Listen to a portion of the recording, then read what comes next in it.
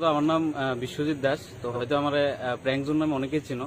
আমার প্রফেশনটা হয়েছে যে আমি এন্টারটেইন করি মানুষরা বেসিক্যালি বিগত 2-3 বছর ধরে কাজটা করতেছি। তো ওই প্রফেশনাল লোকেই জড়িত, অনেকে আমার প্র্যাঙ্ক জোন নামে বেশি করে চিনে। তো যার জন্য আমার যে কাজটা করা আর কি।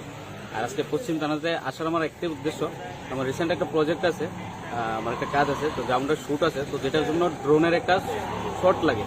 তো আমার যতটুকু নলেজ, উইদাউট পারমিশন ছাড়া ড্রোন উড়ানো যায় না, যেহেতু এটা আকাশপথে ওরা অনেক কিছু প্রাইভেসি থাকতে পারে। তো ওইটা নিয়ে আমার জানাই ছিল না যে, তো তখন আমার এসডিএম একজন পরিচিত দাদা ছিল, তো আমি কল করলাম যে দাদা আমি পারমিশনটা কীভাবে নিতে পারলাম। তো জানিয়ে বললো যে তুমি মহিলা থানার সামনে যে সদর এসডিপির অফিস আছে তাদের সঙ্গে দেখা করো, যেহেতু আমার শ্যুটটা আগামীকাল, তো আমার শর্ট টাইমের মধ্যে তাদের 10টা অবধি থাকে, আমি খুব তাড়াতাড়ি আইলাম, আয়াতানের পাইলাম না। তো এখানে কর্মরত তারা বলে যেহেতু গ্রাউন্ড লেভেলে পুলিশরা এটা ট্যাকেল দেয়, তুমি যাই তার লোক একটু ডিসকাস করো। তো সেই সূত্রে আমি পশ্চিম থানাতে আসলাম।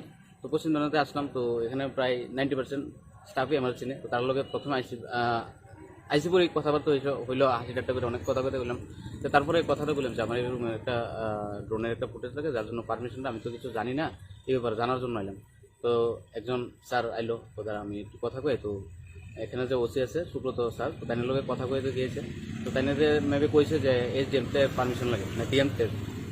তো আমার কইলে আমি বললাম স্যার, তারপরে আরও কিছুক্ষণ সময় আমি কথা বললাম, দেখেন না যদি আমার না একটু কথা করার চান্স দেন, আমি যদি একটু কথা কই, যেহেতু আমার শ্যুটটা কালকে, যদি আমার 5টা মিনিটের জন্য সময়টা দেয়, বুঝলে আমি যদি একটু ফুটেজটা নিতে পারি, যেহেতু আমার রানিংয়ের মধ্যে শ্যুটটা থাকে, বেসিক্যালি আমি গ্রাউন্ডে থাকি, তোমরা হয়তো যারা জানো যে আমি যে কাজটার সঙ্গে জড়িত আছি, অবভিয়াসলি তোমরা জানো।